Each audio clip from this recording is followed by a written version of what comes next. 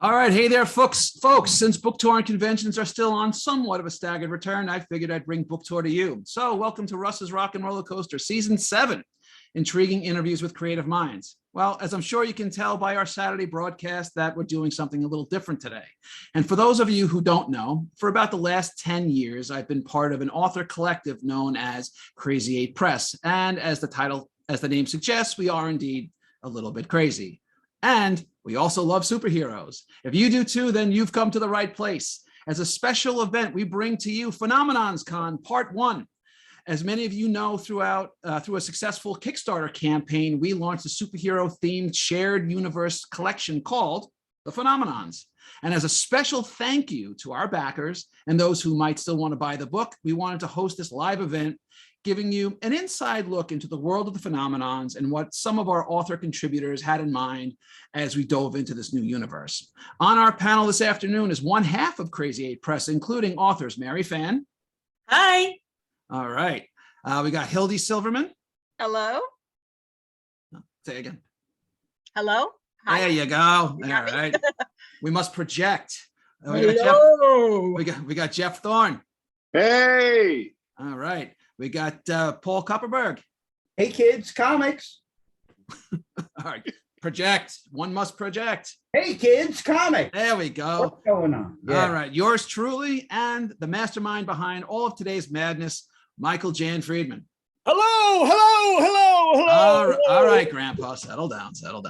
All right, as a heads up to the folks at home, since we have the Crazy 8 gang here today, we're going to break the mold just for this show and do live bantering through the chat box. So feel free to have at it throughout the show, and the gang will chat with you as we do in our live conventions. And of course, please send any comments or questions you have for me or any of the other authors, and we'll get to them both during the show and at the end. Okay, so we're going to jump in. So Mike, the Phenomenons is your baby. Talk to me about the genesis of this project. You know, what drove you to create this new universe, and then give everyone a setup for some of the stories that they're going to find in the pages of this new collection. Sure. Yeah. Well, you know, I've always loved comics and superhero comics in particular. At the age of 5 or 6, when comics really imprinted on me, they were, as there's a literary reference, as F. Scott Fitzgerald says in The Great Gatsby, they were an object commensurate with my capacity for wonder. And so, you know, I loved comics, and I ended up writing comics for a while. More recently, as part of Crazy 8, I oversaw a series of anthologies about a reality in which the continents never separated from the supercontinent, and they were called Pangea. And it was a great experience. You know, we had some great writers, and they worked very well together. And so I thought, you know, gee, could we do this with comics? And of course, we wouldn't be the first ones to have done it. Wild Cards is, you know, they must have put out 20 books by now, under the aegis of George R.R. Martin, who some of you may have heard of, and Melinda Snodgrass. So there was a model out there. We knew that we could do a superhero anthology, but I didn't want it to be the same as theirs. I wanted a different set of circumstances. So in our Phenomenons reality, the financial crisis that took place in 2008, we never climbed out of it. And it allowed for the rise of a class of American oligarchs, sort of, whom we call the captains of industry. And they ride roughshod over the common man, making sure that they remain in charge, and more importantly to them, in charge of all the money. The first hero who responds to these oligarchs is Grey Guardsman. He's a mysterious character. He doesn't have any superpowers, but he does have a strong sense of right and wrong, and he's a physical specimen, and he sets an example. He kind of opens the door for a whole generation of heroes who follow, some of them with superpowers, and some of them like him without. I thought this is fertile ground for a pantheon of superheroes. And the more I thought about it, the more I said, this is something we can all do very, very well. I could have said, assigned, to Jeff a hero and to Mary a hero and to Hildy a hero. But I said, you know what? Let's let the writers do what they do best. Let's let them invent their own characters, and they're going to do a better job as a result. So some of these heroes may sound familiar in some respects. For instance, Paul Kupperberg's hero Torque is a super speedster, and we've seen super speedsters, but there we go. I was getting nervous. What's going on here? Anyway, we've seen super speedsters, but we haven't seen the super speedster, I assure you, that's in the pages of Paul's story. It's a wonderful story in this first volume. Thank you. And then other characters are entirely original, like Lipstick Lily, Marie V. Baer's character, fights crime with an array of specialty lipsticks. I'm gonna go out on a limb here and say you've never seen that before. So everybody's come up with something very interesting in its own way, and I'm very proud of the array of stories that we had in the first volume. Great. Okay, so Mike, we're going to do this and a little out of sequence because we have a little bit of a time crunch. So I'm going to X out here for a minute. So Mary, who is, as you may be able to see, is all dolled up for a big event. So Mary can only be with us for a little while. So Mary, why don't you tell us about your character and the gist of your story without getting into any spoilers? Sure. So my character, her name is Jojo Fang, and she's actually the daughter of two pretty well-off people in this world. So you've got your captains of industry, and then they've got, their managing directors who work for them. And so she's the daughter of these two people, but she's a teenager and she doesn't really like this whole elite lifestyle. So she's also kind of an underground punk. She, sneaks out and plays in like an underground rock band for fun. And she has a superpower that she started developing when she was around 13, where she can control salt. And as far as she knows, right now, it's just kind of a silly superpower. She just kind of uses it to take care of schoolyard bullies, throwing rock salt at them or splashing them with salt water and whatnot. And when she does this, because she doesn't want to get in trouble with her parents, she goes by Sarcastic Fringehead. Why? I don't know either. It's a type of fish. It sounded cool. And I was like, you know what? She's a chaotic character. I feel like she would pick something ridiculous as her superhero name just for fun. And so the story is about her. She sees this priceless artifact in a museum that used to belong to her grandmother's village, and she wants to return it. But there's someone else who's also after that same artifact, and shenanigans ensue. So that's my character, Jojo Fang, the Sarcastic Fringehead. So what was the impetus for you to work with a character like this one? Honestly, the Sarcastic Fringehead is a type of fish, and I just stumbled upon it while looking up weird fish, and was like, haha, that's a great name for a fish, and I'd love to name a superhero that. And so when phenomenons became a thing, I was like, okay, sure, I'm gonna go for it. I'm gonna have a superhero named Sarcastic Fringehead. Now, what kind of person would name themselves Sarcastic Fringehead? Oh, I know, a teen punk who doesn't care about anything. Okay, and just as a little teaser, so if you have a teen who's got pretty fascinating powers, what were you sort of hoping, sort of thematically or character-wise, to bring to the page, where you've got someone who's young and may not even realize the scope of what their powers can mean? Yeah, I guess sort of over the course of her story, I want her to kind of, learn who she is. So right now she's, she's a teenager. She likes playing in rock bands, and she has what she considers a pretty lame superpower, and she doesn't really want to have anything to do with this superhero stuff. And I was kind of thinking over time she could kind of get drawn into it more, but at the same time she's like trying to find out how to balance, you know, her life with superheroing. All right, very cool. Okay, well, we know Mary she's got to run. If anyone's got any specific questions for Mary, this is your chance to go for it. If not, she's gonna go do, you know, she's gonna go celebrate someone else's happiness because it's more important than ours. That's all fine. All right, that was great. Thanks so much, Mary, for dropping in, and we're gonna plug your book at the end of the show. Thank you so much. All right, take care now. Hi.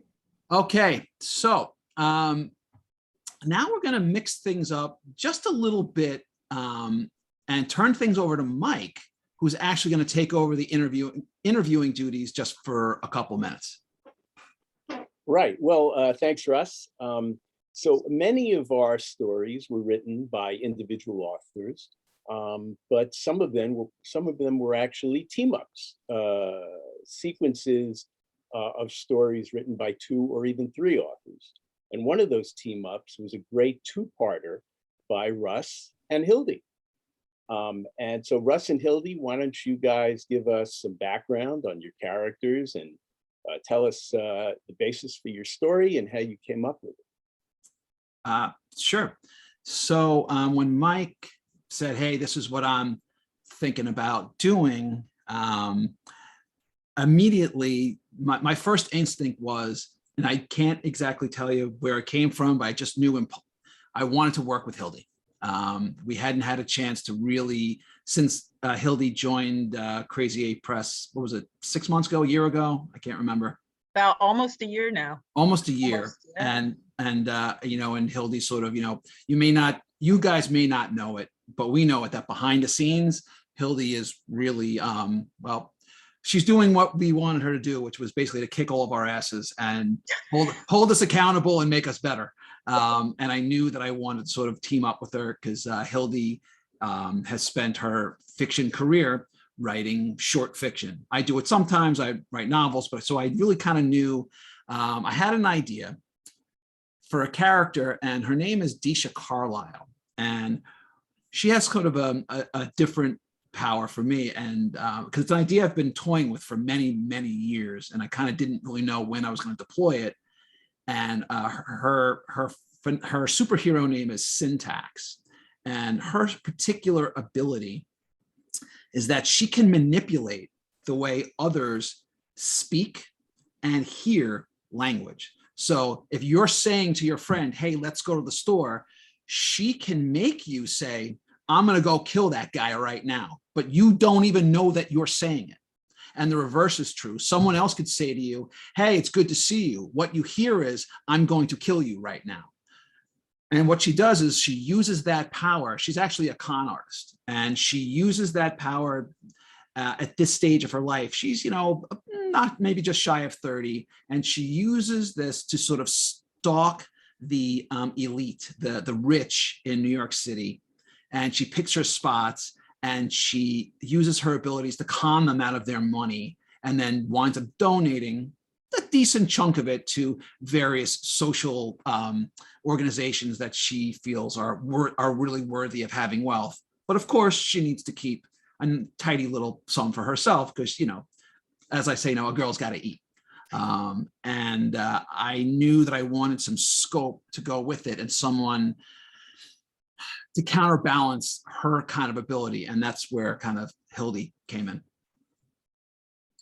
So my character is more of a sort of a hard-boiled private eye type.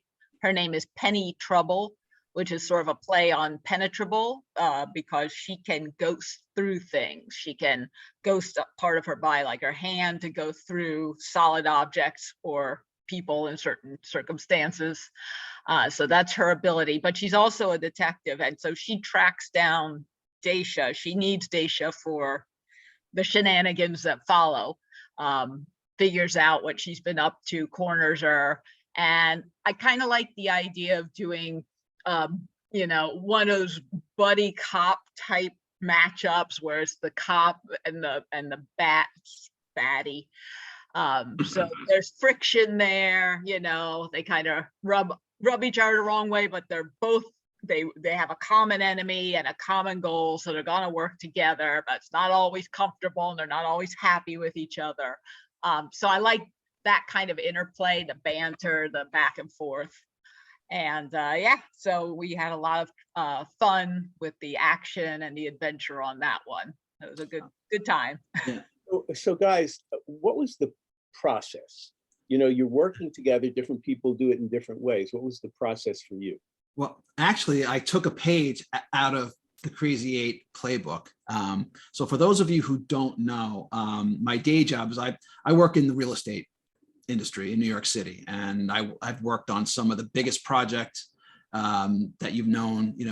I worked on One World Trade Center, what you know as the Freedom Tower, right? So I was a former journalist. Now I do public relations, and so I was in that building when they were building it. I remember being on the 90th floor when it had no walls on it.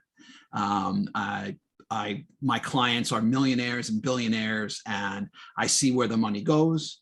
I see where it comes from. I see the physical construction. I've been on tons of construction sites, and I've worked with contractors, attorneys, architects, and I've seen how all this kind of comes about. And as I'm sure most of you know, not just in New York City, but in America, we have a housing shortage, especially on affordable housing.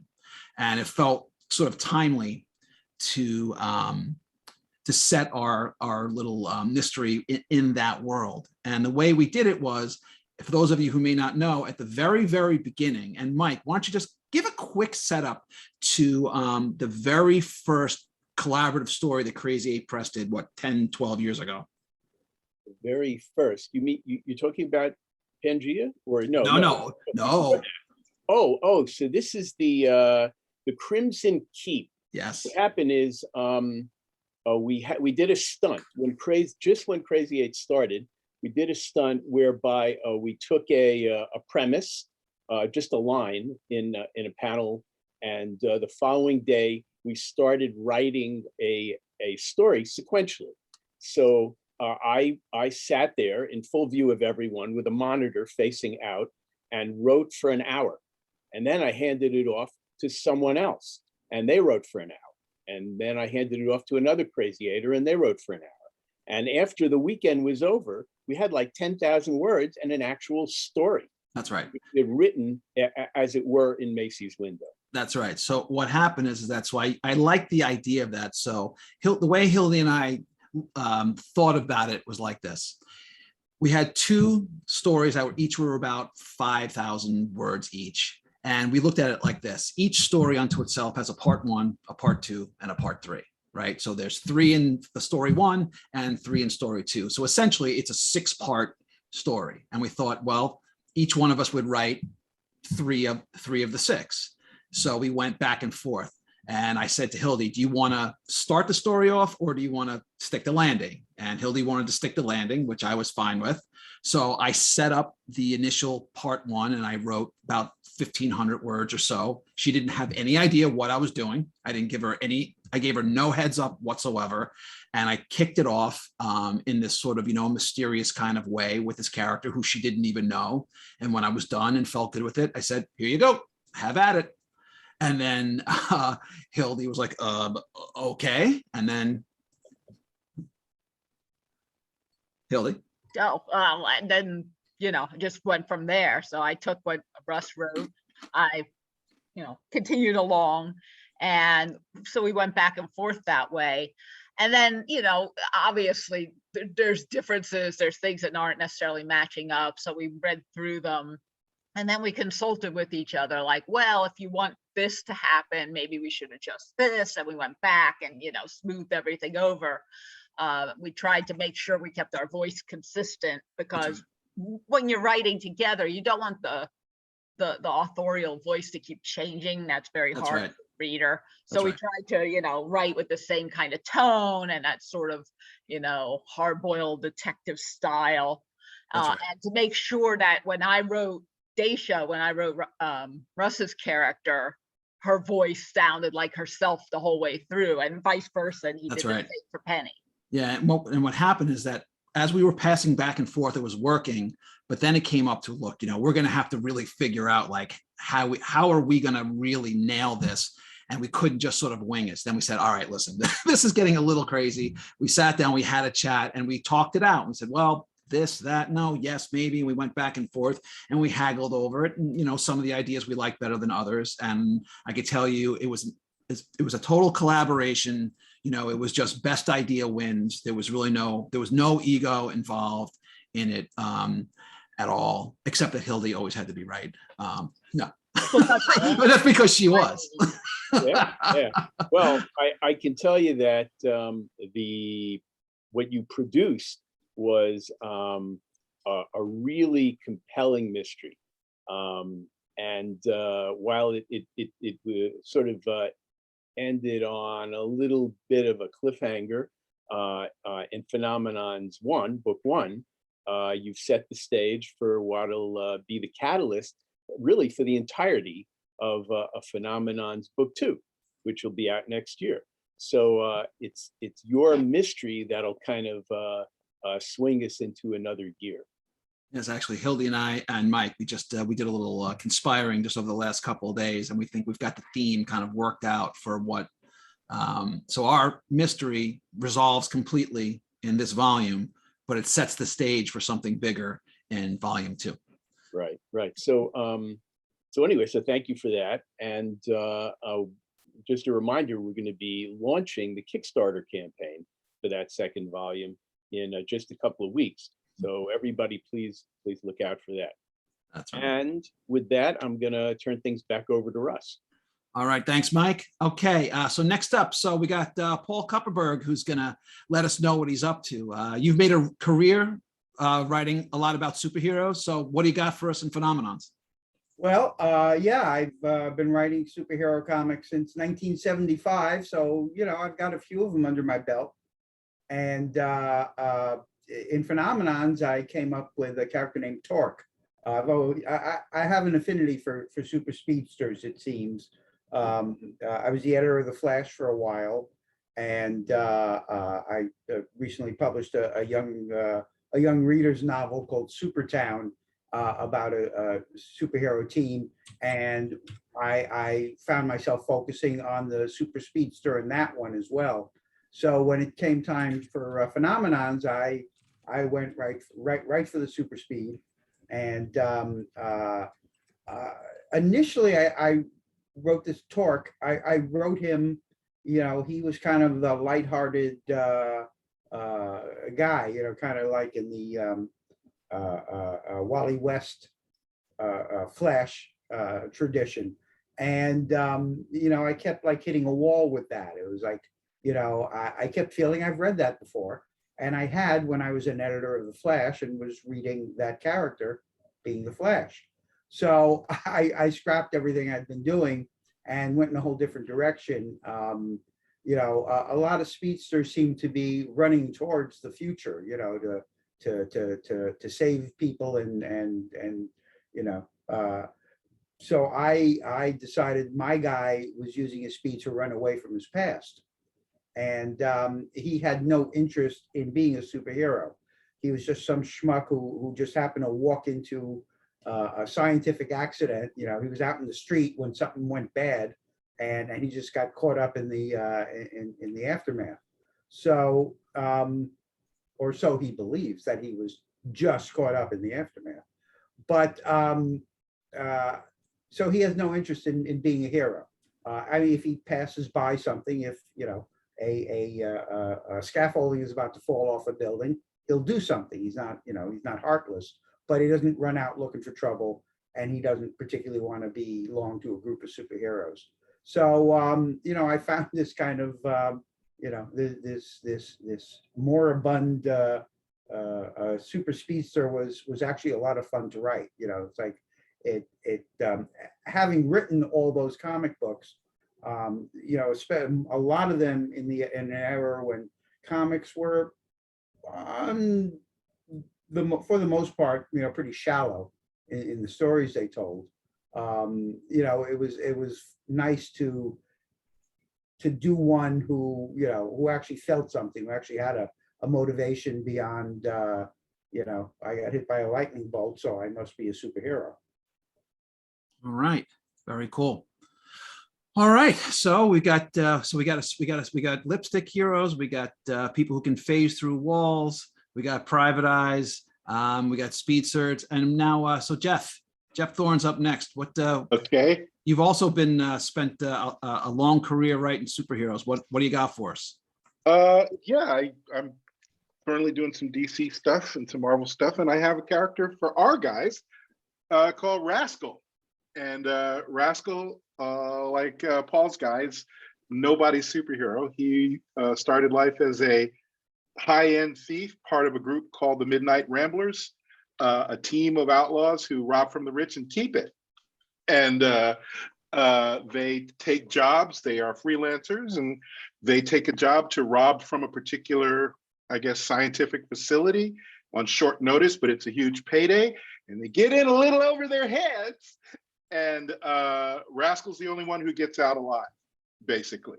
And he gets out alive with this weird power where he can sort of access nearby branches of our timeline so that he can find the most favorable timeline and either pull something out of it for himself, or if he's being attacked, he can avoid the attack by simply shifting slightly into the timeline where the attack didn't land. And he's not interested in being a superhero. The power is not intuitive, so he drops off the grid for a long time and sort of only talks to people he knows very well and trusts. And he is not trying to be a superhero. He's not trying to be noticed. We don't even know his real name in the first story. Like, he has multiple identities, multiple drop boxes, and he's sort of still sorting out, who am I as the center of this power set that I've got? And then he gets grabbed up. I don't want to blow the story, but he gets grabbed up by sort of a governmental agency. It's like, we've been tracking you, we know who you are, and you're going to do a job for us now, or you can disappear into the worst Guantanamo Bay situation you've never wanted to be in. And he's like, sure, I'll do that quick job for you, no problem.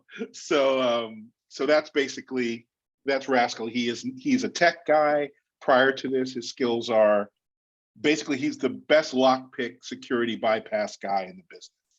And he makes proprietary gadgets. You know, he would have been a gadgeteer if not for the superpower. So that's what he did. He lost all of his best friends, his only friends, in this incident that gave him his powers. So he's just been keeping it on the down low for the last, 5 or 6 years, not advertising. Nobody else knows what he can do. Not even the people who grabbed him know exactly what he can do. And he would like to keep it that way forever. So that's Rascal. What was the impetus? What was the motivation to write a character kind of like this one? I like thieves. When in doubt, I tend to fall back. I do. I like the concept of them. My friend was like, you like pirates? And I'm like, yeah, I do like pirates. And he's like, they're just thieves with a boat. You just like thieves, And I do. I really do. I like people getting into things that they shouldn't get into, finding out things they shouldn't know. And so my default, if there is one, is I'm probably going to fall back on, let's do a heist. And so that's where Rascal came from. And in a weird universe, he never gets powers, and you could still have a lot of fun with him. Like, the Ramblers were a great team of sort of irascible, we were only out for each other and ourselves type of people. And it's just fun. I like it. Right on. All right. So we now have, I want to welcome our pal, and we have a special guest for you today. I want to welcome our pal and author of the superhero themed mystery novel, Secret Identity, which is on its way to my home as we speak, Alex Segura. Alex, great to have you back on the show. Oh, thanks for having me. It's good to be here. Hey, everybody. It's like old home week. Yes. Oh, I know it. So listen, so Alex is actually going to be contributing an original story for Phenomenon's Volume 2, which we are going to be kickstarting in a couple of weeks, so look out for that. So Alex, so you took some time out of your life. Thank you for hanging out with us. Maybe give us just a sneak peek into the character you're thinking about, and any hints about the kind of story that maybe you got in mind. Yeah, thanks. I'm excited to be here. Thanks for inviting me to be part of Phenomenons too. So the character is a Latinx woman. She's a community organizer in New York, a very, it's a political organizer, grassroots person really involved in her community. And she takes on this mantle of a street level crime fighter called La Sombra, which means shadow in Spanish.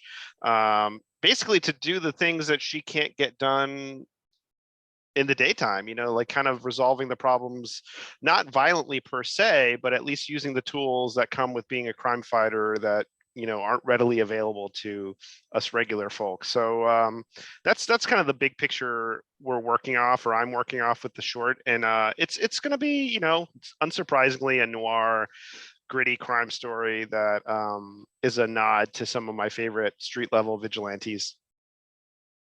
Like who? So who are your? The Question, Mystery, Daredevil, a little bit of Moon Knight. There's going to be some mystical stuff in there too. So it'll be a mishmash of some of my favorite things. All right, sounds good. All right, so we've heard from a lot of folks about a lot of cool stuff coming up, but as we do in every show, now it's time for a special segment where we spin the wheel. On the wheel are 7 possible categories, some of which I created just for this panel. Wherever it lands is what you get. And the categories are I, Cyborg, Quantum Leap, Stranger in a Strange Land, Super Real, Super Special, Mirror Mirror, and apparently most people's favorite new one, Kick 'em in the Junk. All right, we're gonna go where we go. And Alex, you're a special guest, so you're up first. You ready? Sure.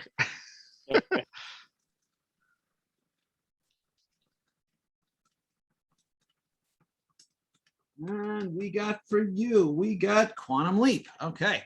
All right. So you volunteered to step into the Quantum Leap Accelerator. Only you get to pick where you go and when within your own lifetime. What's your destination? Wow. I'm a huge Beatles fan, so I would probably hop back to 1980 and save John Lennon. Oh, that's a good one. Oh, I like that one. Right on. That's I was born in March 1980, and I guess that happened much later December. that year. But yeah, December 8th. Yes. All right. Good one. Okay, Jeff, you ready? All right. Okay. No whammies, and we accept no duplicates. All right. All right. I, Cyborg. If the technology were available today, and aside from the cosmetic component, there are no health concerns, would you want to be fused with a cranial implant that allows you to directly interface with modern tech? You just said no drawbacks. So yes, I'd love to be able to operate all of my devices and play my virtual reality games just by going, I'm here. Absolutely, 100%, no question. Sign me up. Let's go. All right, Cyborg Jeff. Now we know where you're headed. All right. All right, PK, you ready? Yo, Too bad. where she stops, nobody knows. That's it. No whammies, no whammies.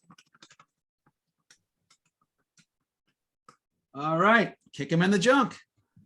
Yes. Yes, love it. Okay, so you can travel to any point in time and space, and without repercussions, you can kick someone in the junk. Who would it be? Richard Nixon. Ooh, really? Oh, that's a Yeah, good no, I've been holding that grudge since I'm 18. Yeah, he was slippery dick. There are Yes. people who deserve it more. Mhm. Don't get me wrong. This is just an itch that, Needs to be scratched. Scratched. So All right. Wow, you've been holding that grudge for a long time. it was easy. Yeah. Okay. All right, Hildy, you ready? Sure. Sure, why not?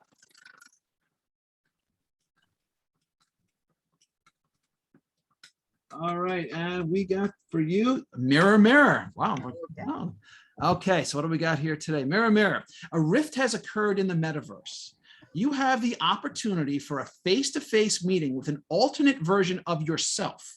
You won't have any idea how similar or different you and your two worlds are from each other until or unless you meet. There are no guarantees you'll like what you see and hear, nor do you have any idea how it might impact you going forward. Do you take that meeting with your other self? Oh my God. Uh, I think I'd have to. I just have to see how other Hildy, what she's up to and how she turned out, and yeah, see what roads she took. I did not. All right, fair enough. All right, alt Hildy on the way. All right, Mike, you're up, baby. Yay. All right, Mike, for you. We're running out of choices. So you get, no. There we go. Stranger in a Strange Land. There you go. Oh, how did that happen? How did that happen? My goodness. What's one genre you'd like to write in that you have not dabbled in yet? Well, if you'd asked me that a couple of months ago, I would have said maybe Westerns, but I actually did a Western science fiction story recently.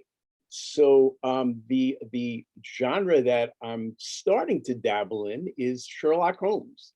I'm doing participating in a book with Chris Abbott and Aaron Rosenberg, where we're each doing a Sherlock Holmes story.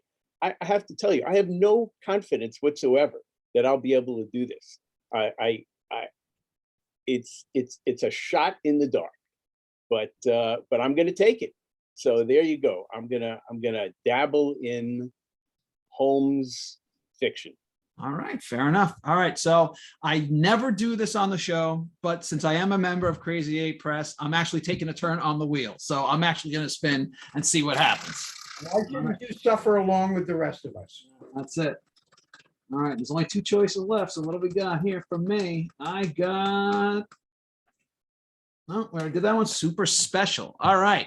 So though they mostly originated in comic books and pulp fiction, superheroes have also appeared in animated shows, live action TV, and movies. There are so many to choose from, but who is your favorite superhero of all time? Oh, that's easy. For me, hands down, Batman. No doubt about it. I remember, and I've told the story years ago before, when I was, I don't know, 4 years old or something like that. I used to watch the Batman Adam West show. It was on every afternoon at, I remember, 3 o'clock or 4 o'clock or whatever it was.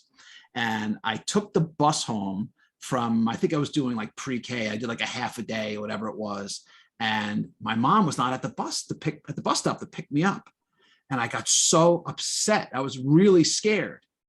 Not as much because she wasn't there, because I was going to miss Batman. So there you go. And ever since, I've just been a Batman junkie in almost all iterations. So pretty much any Batman, anytime, and I'm willing to give it a shot.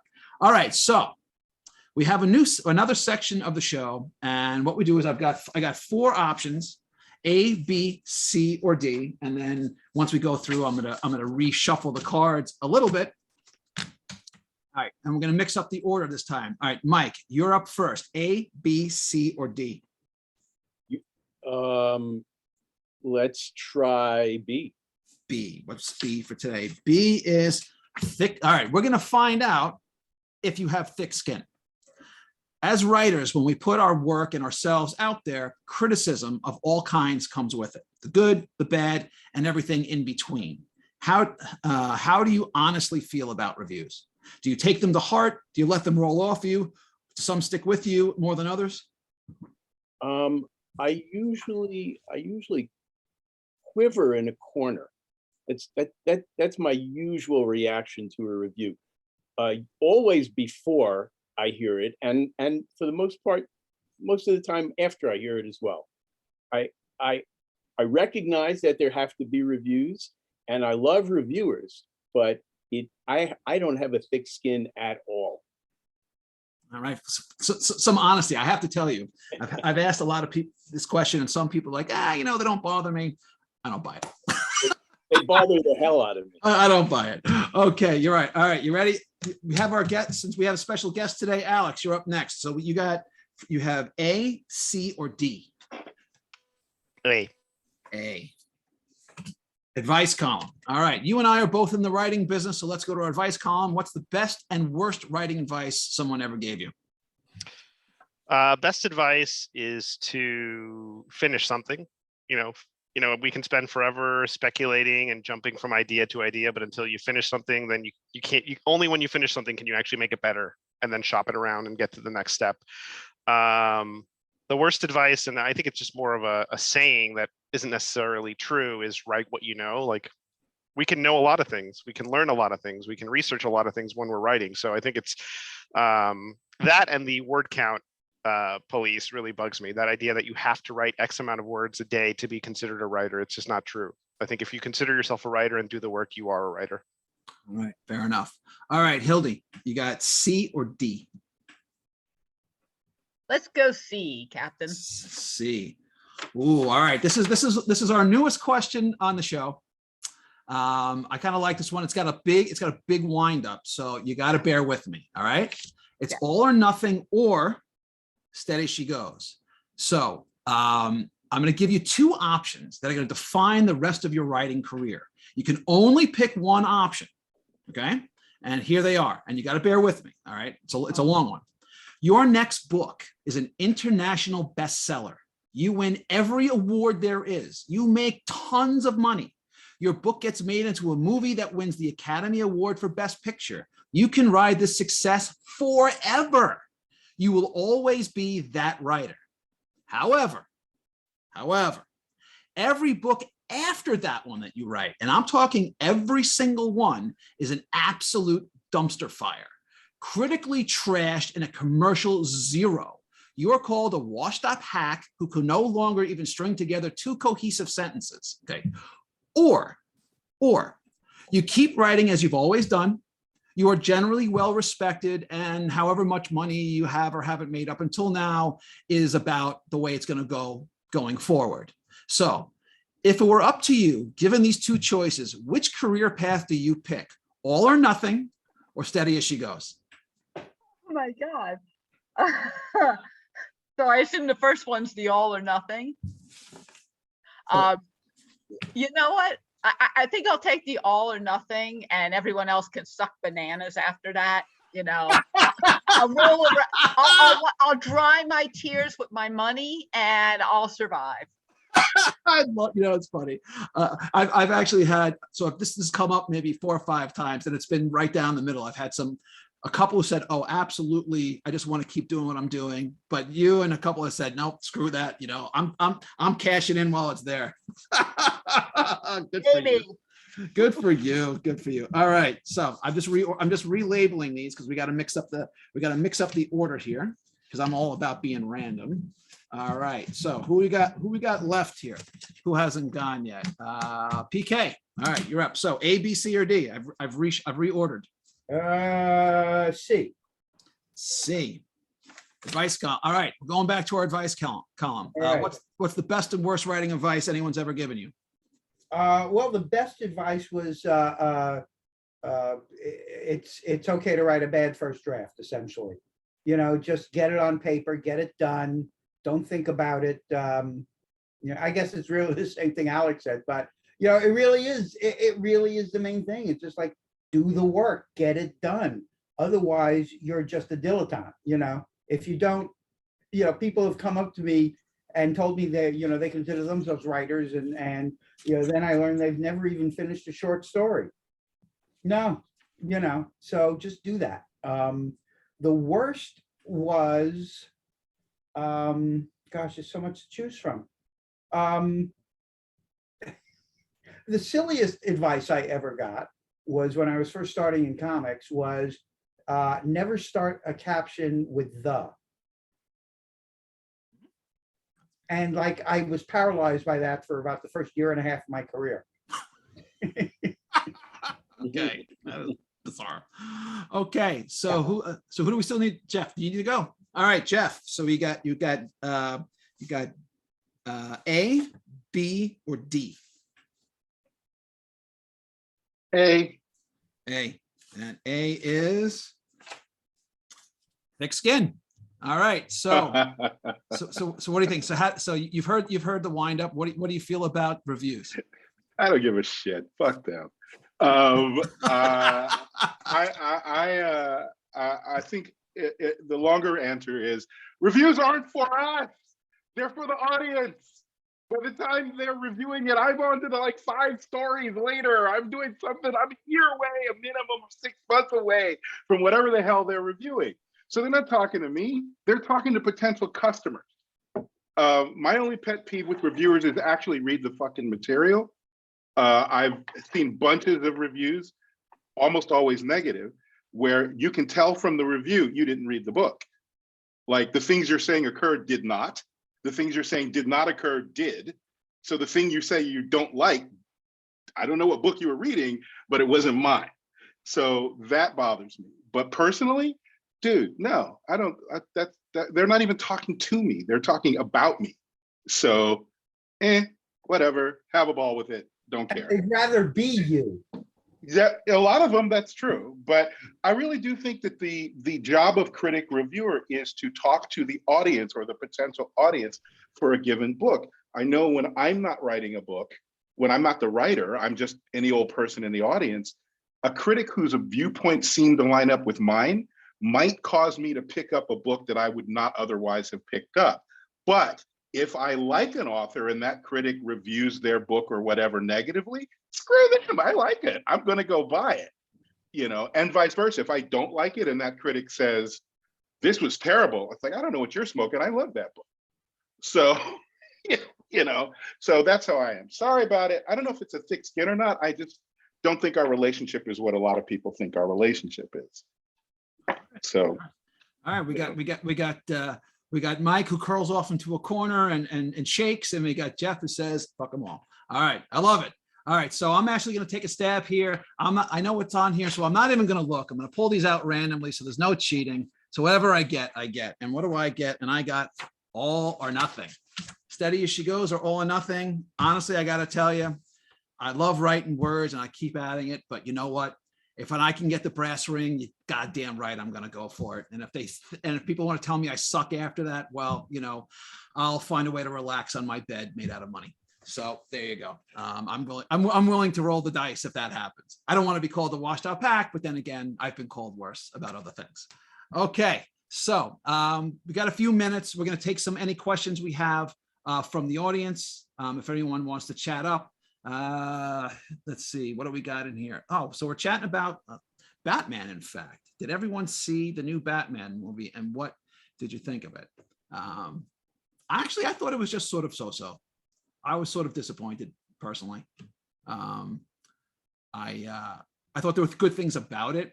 It was too long. It was too long, I thought, for one thing, and it was a little bleak, a little dreary, and the main villain, I thought the Riddler was the mystery was sort of interesting, but it was almost too complicated for its own good. And it didn't quite hit where I wanted it to go. I thought, what's his name? Pattinson was okay as Batman.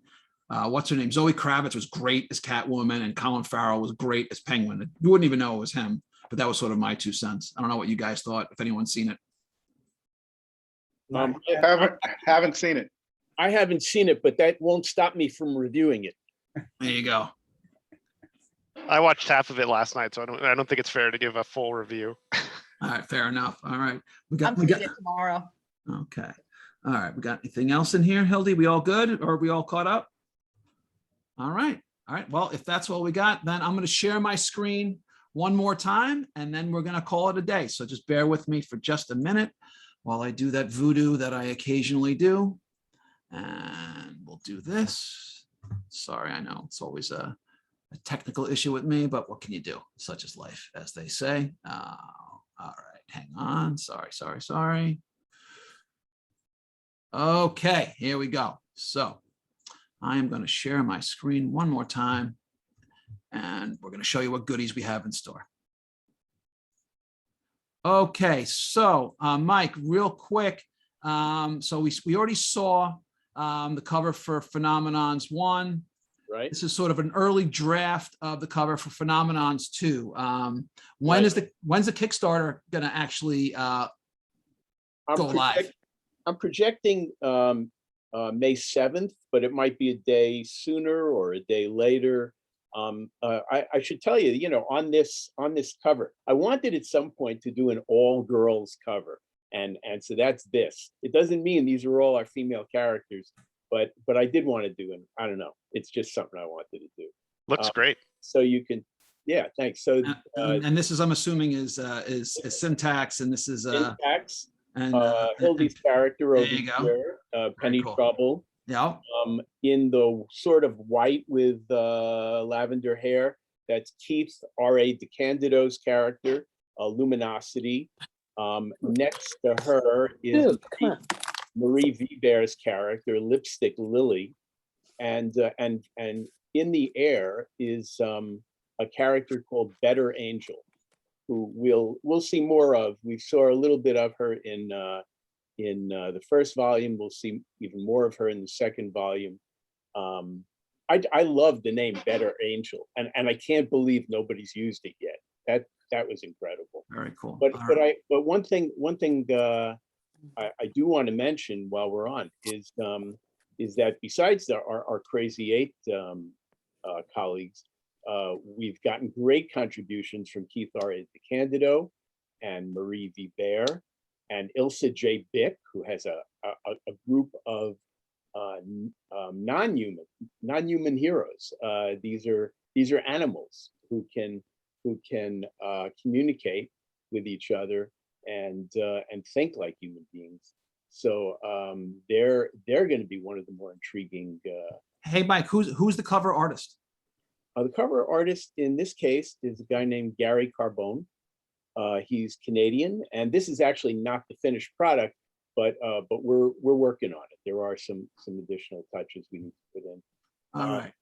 And then also I should mention Michael Burstein, who's a wonderful writer and a wonderful person, and his character is Red Sky, and he had one of the best titles in the first volume, Red Sky at Morning.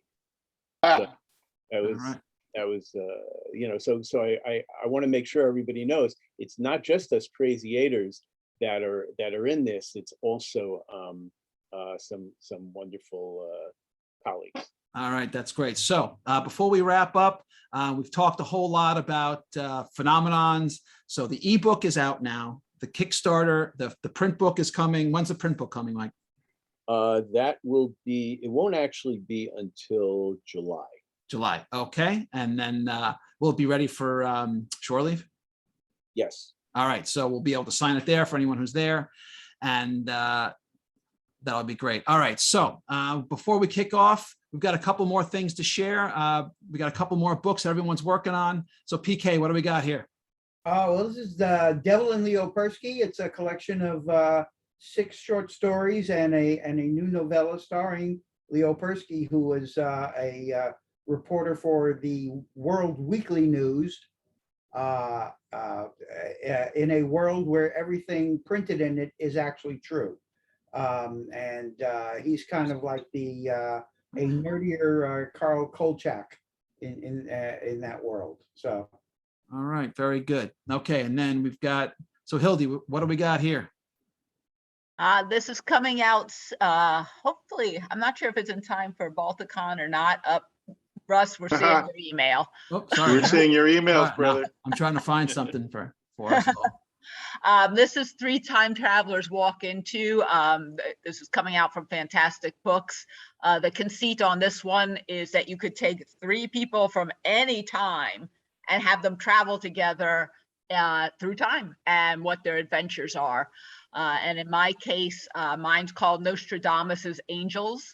And my 3 time travelers are Marie Curie, Marie Antoinette, and Mary Todd Lincoln. Oh, very cool. Very, Yes. very neat. Okay. That's gotta be fun. Great. All right. And then Alex, what do we got, buddy? Hey, this is so Secret Identity is a murder mystery set in 1975, New York City, in the comic book industry. It stars a Cuban-American woman, Carmen Valdez, who moves to New York to work in comics. She's not getting any opportunities at this small publisher she works at, Triumph. This is coming right back. Don't worry. You can keep Don't talking. worry. Yeah. So she works as a secretary at this small third-rate publisher called Triumph Comics. But her boss basically says, I'm not going to give you any shot. I've got enough people to keep busy. So when a colleague approaches her and asks her to co-write the company's first female superhero, she jumps at the chance, but she doesn't get the credit. So the book becomes a hit, The Legendary Lynx, and her collaborator is murdered. So she has to basically investigate the murder of her friend to figure out what happened to her friend, but also to reclaim this character that she feels is so much of her. And there's comic book sequences from the story interspersed in the novel. So you see the Legendary Lynx in different iterations as you're reading Carmen's story. Very cool, very cool. And it's out now, correct? In Yep. paperback, ebook, and hardcover, I believe. Yeah, hardcover, audiobook, and an ebook from Flatiron Books. Fantastic. Okay, so Mary's not here to I told her I'd bring it up. So she's got Flynn Nightside on the Edge of Evil, and I know she's working on a sequel to this, which I believe is coming out this year from Crazy 8 Press. And Jeff, what do we got? We have Winter of the Wild Hunt. It is a science fantasy mashup novel. It's got elves, it's got dimensional breaches, it's got a tragic, beautiful love story, it's got songs and poetry, and I'm really happy with it. You can get it as a ebook or hard copy, available on Amazon. All right, very cool. All right, and as for me, I'll encourage you to check out the second book in my sci-fi Norse series featuring hard-boiled intergalactic private eye Angela Hardwick. She's sort of a mix between, she's part Doctor Who, part Blade Runner, part Philip Marlowe. In Fractured Lives, so Hardwick and her protege, Eric Whistler, they walk the streets of eternity, which is a galactic realm that oversees the design, construction, and maintenance of the universe. And in this one, they're hired to determine if a college freshman who is also a galaxy design savant is suffering from a nervous breakdown or is the victim of an urban legend known as the Scarlet Raj, who may or may not have some nefarious designs of her own. Fractured Lives. It's available on Amazon and Crazy 8 Press, and you can always get one from me. And book 3 in the series, which is just about done, will be out in September. Okay, folks, that is pretty much our show. I want to thanks to Mary and Hildy and Paul and Jeff and Mike and Alex for stopping by, and to everyone who's watching at home. If you haven't already, order your copy of The Phenomenons Volume 1 and jump on that Kickstarter when it comes out for Volume 2. I'm your host, Russ Colchamiro, and I'll be back in 30 minutes with part 2 of today's special event. And for those of you who can't make that one, I will see you all next week. Take care, guys. Thanks so much. Thanks. Bye. Thanks everybody. everybody. Bye, bye, Bye. bye, bye. Thanks, guys. Bye. All right. Thanks a lot, guys. And I'll see you soon. Bye. All right. Bye now.